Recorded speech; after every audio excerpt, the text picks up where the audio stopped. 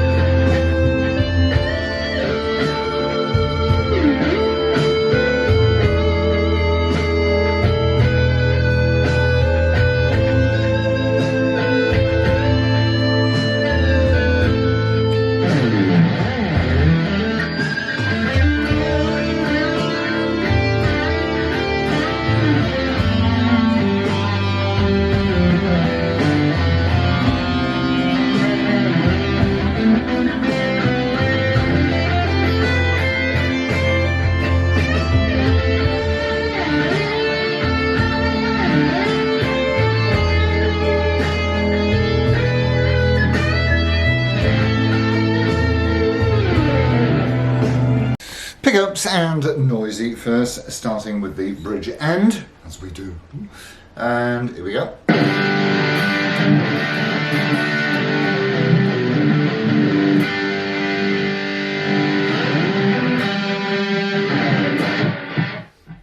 Very nice. And what I will tell you is that I'm doing this immediately after I've done the little tune. No degradation in pitch or tuning or anything like that. It's these Grovers, but we'll have a look at those in a bit, keep this thing absolutely rock solid. So into the centre.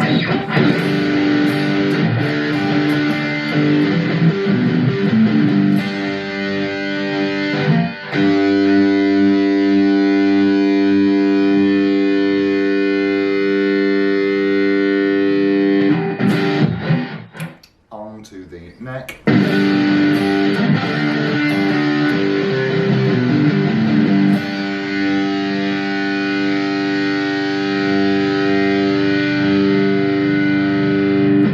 tell you, those burst buckers, they're brilliant, but we shall talk more about those. On to clean, and starting with the bridge position.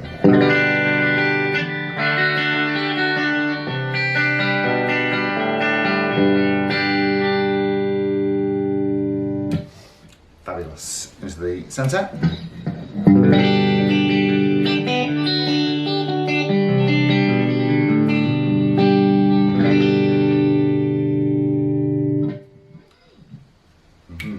Onto the neck.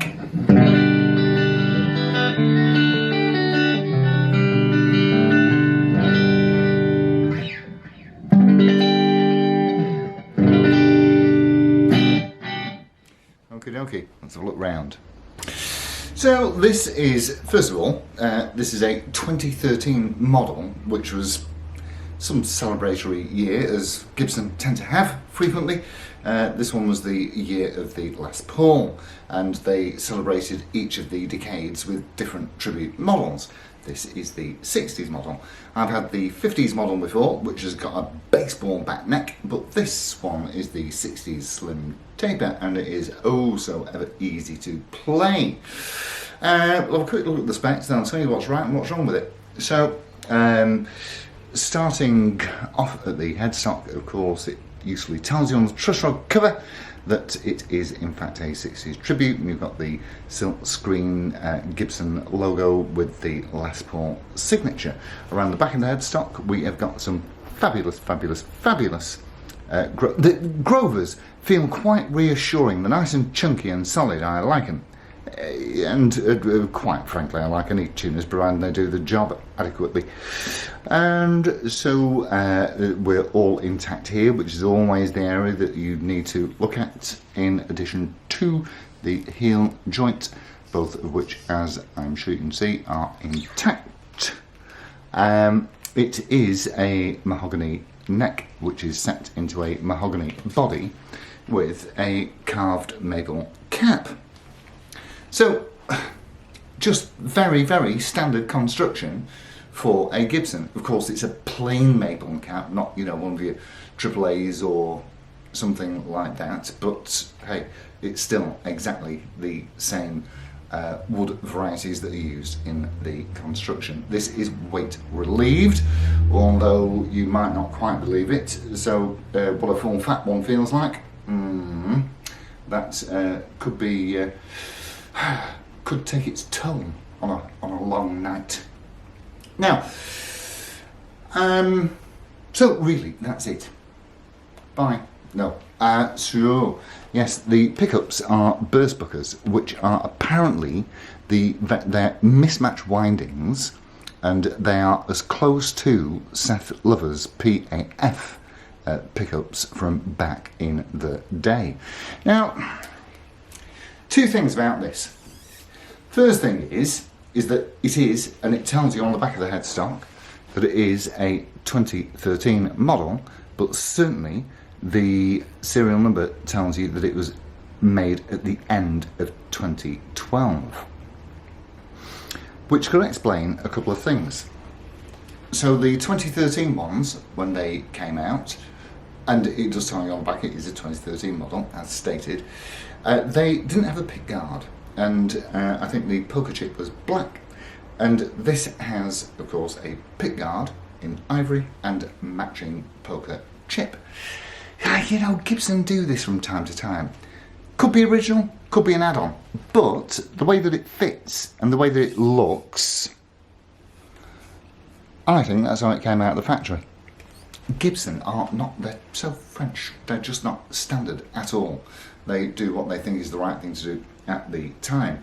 So this could very well be a 2013 prototype model, and maybe they made a few of these and decided that subsequently sell them on without the pick guard and matching poker chip. Who knows?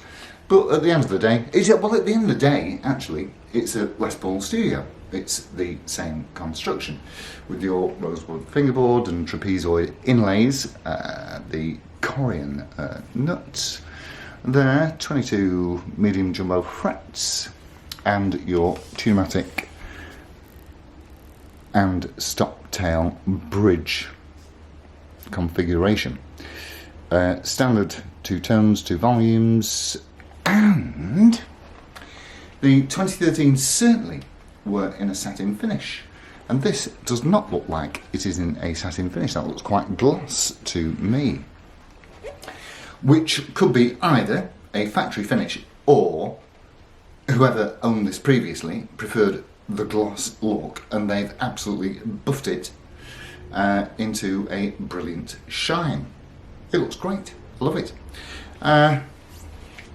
There's certainly some playing wear on this, or some signs of usage, as you will see, but certainly no breaks, cracks, dents or repairs. There's a bit of a...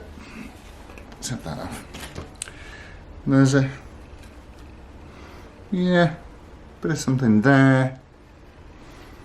A chip there. I mean, you could sympathetically touch them in, but, you know, I do like to see something that's had a life. And of course on the back, whilst it is shiny, you still can see the open grain. Power. Lots and lots of power. Lots of power. And you know, you really do only... I can't think of many other guitars that give you that ooh sound when you're on the neck pickup, and this certainly does. And it plays absolutely as well as any other Gibson. And these can be picked up reasonably inexpensively, but Gibson prices really are on the way. I think studios now, as we speak, at the end of August, 2022. I think studios are knocking on the door of 1,500 quid. I think that these are a great way to get into full fat Gibson-ness without breaking the bank or having to take out a loan, or without having to sell the other kidney. So this is an absolutely terrific guitar, as all of these are, and that fast slim taper neck does what it says on the tin. The action looks superb. I think it's equipped with 10s and they look pretty fresh, so I didn't change them, if I'm perfectly honest. The action feels and looks right, which I'm rather... My eye tells me that it's at 1.25, or might just be a shade above that, but you know, it's there or thereabouts. Not a great deal in terms of fretwear, and of course where we normally see fretwear is in the cowboy chord area, and I really can't see anything going on there.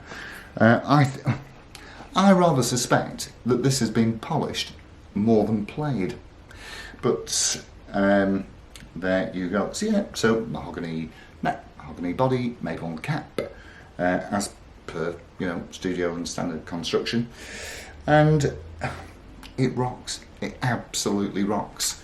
So that really is absolutely that from me and the 60s tribute. What a fabulous, fabulous guitar.